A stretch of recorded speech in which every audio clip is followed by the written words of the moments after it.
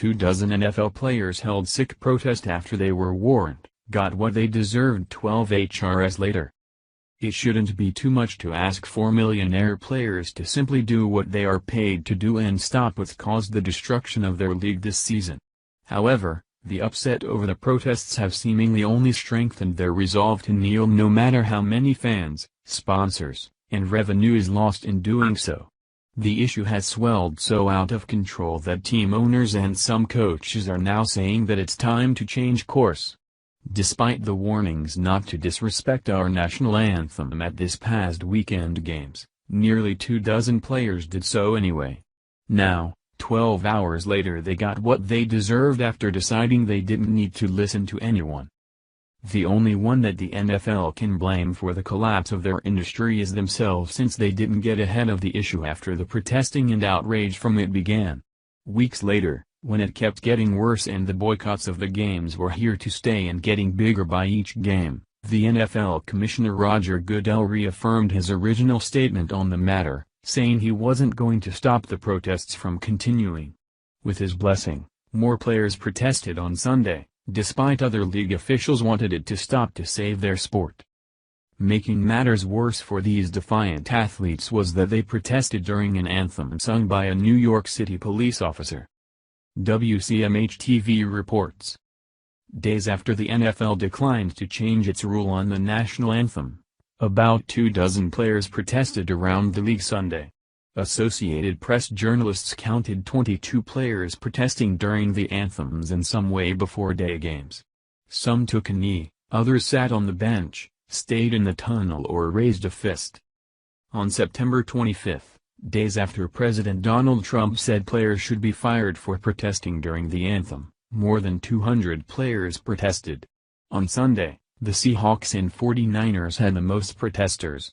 Seattle defensive end Michael Bennett and 7 Seahawks teammates did not stand during the anthem before their game with the New York Giants. As a New York City police officer sang the anthem, Bennett was joined by defensive tackle Sheldon Richardson, defensive end Brandon Jackson, defensive end Marcus Smith, defensive tackle Jaron Reed, defensive end Frank Clark and defensive end Quinton Jefferson. Defensive end Cliff Avril, scratched for the game, sat between Clark and Bennett. Another teammate stood with his left arm on Bennett's back. One Seattle player kneeled. Team owners met for an emergency meeting this weekend over the unaddressed issue of the protests as these 22 players were kneeling or sitting out for the anthem. There was only one owner who had the wherewithal to realize that this needed to be stopped to save all their investment into these teams and change course. In that meeting, Dallas Cowboys owner, Jerry Jones, pushed to change the rulebook to make it so any protesting player gets punished for it. The others didn't want it and resolved to stick to the path of destruction they're on now with these protests. It only took 12 hours for the players and hopefully the defiant team owners to realize what a bad decision that was.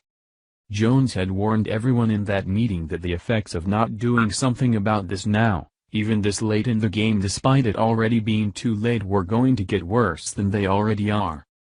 Dallas Cowboys owner Jerry Jones says that the National Football League, NFL, is suffering serious damage due to the ongoing national anthem protests that have swept the league in recent months, RT reports. There is no question the league is suffering negative effects from these protests, Jones told the Fort Worth Star-Telegram following the Cowboys' 40-10 victory over the San Francisco 49ers on Sunday. He also stressed that some of the Cowboys' sponsors have raised concerns about the anthem protests. All times, I want to do the right thing by them and their customers. I have a great responsibility to the people who support us. We all get great benefits from having a lot of people watch our games. All of us do, Jones said. The protests have reportedly led to a decline in TV ratings and ticket sales, with the total viewership of NFL games plummeting 7.5% compared with last season. The Cowboys are one of 6 NFL teams that don't have protesting players on their roster. However, their absence could be a result of Jones' promise to bench athletes who disrespect the flag. If we are disrespecting the flag, then we won't play. Period, he said. Jones knew that the tidal wave of financial decline and fan loss would get worse after the final chance to do the right thing was ignored, which it was on Sunday with these 22 players. They got exactly what they deserved today in bigger rating drop than the low they experienced the week before. They proved that the protests are staying despite sponsors and fans going away. They will continue taking a knee at all costs, even if there's nobody left to see it or care what they are doing. Americans have found better things to do than watch games and support this perpetual temper tantrum. Thank you for watching this video. What do you think about this? Share this on Facebook and Twitter along with your comments.